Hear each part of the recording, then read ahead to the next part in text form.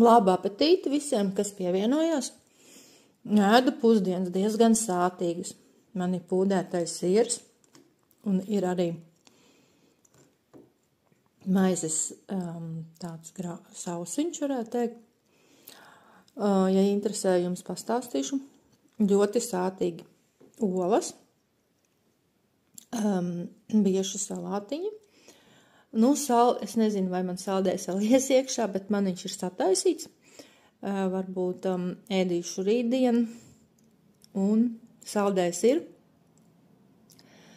Ir ļoti daudz olbaltumvielas, čīsēklās ir daudz olbaltumvielas, turku jogurtā ir olbaltumvielas, un arī kokteilī melnā paciņā.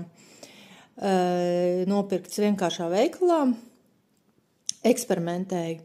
Ja gribat arī tievēt, eksperimentēsim kopā, lai sanāk, lai svētīgs vakars.